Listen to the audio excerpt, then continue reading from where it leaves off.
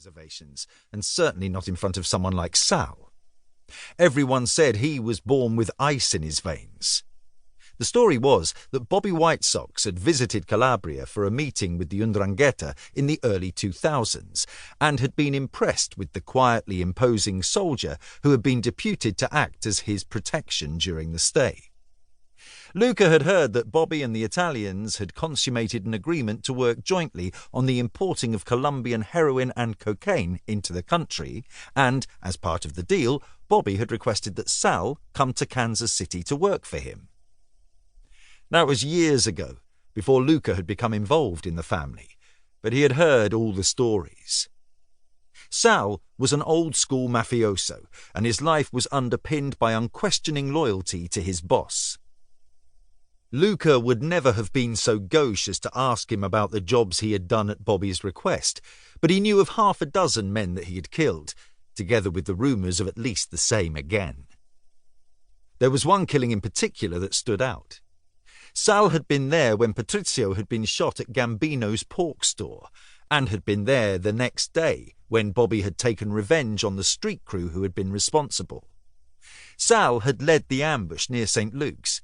It was the 33rd Street Aztecas, and Sal had shot 2 of them, and then chased the 3rd into the kids' playground at Roanoke Park, and shot him too. Chapter 2. The radio in the car was tuned to KAHE 95.5 FM, and Blondie's One Way or Another was playing. Patrick O'Connor put the binoculars to his eyes and adjusted the focus. He had noticed a cloud of dust on the horizon, but as the image clarified, he saw that it was a large truck, and not the Ford Econoline that they were waiting for. "Anything?" Patrick lowered the binoculars and turned to his brother. He shook his head. "Not yet." Kenny was sitting on the hood of the car that they had driven out here. "How much longer?" "I don't know. Bird said the meet was set for 8. He checked his watch. "It's not 1:30 yet. Probably going to be here for another hour." "You trust him?" "Who?" "Bird. You know, he's basically incompetent." "I know, but he serves a purpose." Kenny stretched. "I told you we didn't need to get up so early. I could have had another half hour in bed." "And you know what Da used to say? Better 3 hours too soon than a minute late." Kenny muttered. "I know.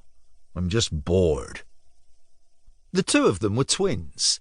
Patrick was the older by 5 minutes, and took pleasure in reminding Kenny of that fact whenever his brother questioned his decisions. In truth, though, dissent was unusual. Kenny wasn't a leader, and knew that it was one of his limitations. He didn't have the mind for it, nor was it something in which he was interested.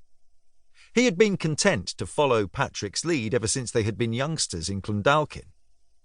Their parents had always said that Patrick had been born with the brains, while Kenny got the muscle.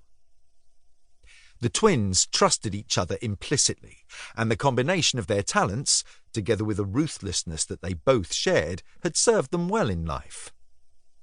It had brought them here, from Dublin to Missouri, and they were going to need every last scrap of moxie to pull themselves out of the mess into which they had been pitched. The DJ on the radio faded down Blondie and cut to the weatherman. "We're just giving you advance warning of a line of severe storms that are passing through Fort County. We got reports of severe thunderstorms and possible tornadoes, 60 to 70 mile-an-hour winds, and diamond nickel-sized hail. The front is moving quickly and is not expected to stick around for long, but you'll need to take it easy on the morning commute." Patrick looked over at the horizon. There was a bank of black and grey clouds at the fuzzy margin where the ground met the sky. "Shit," he said. "You think they'll still come?" "They're not going to leave it at the farm. They'll come." "Check the gun." "I checked it." "Check it again." Kenny slid off the hood and went around to the trunk.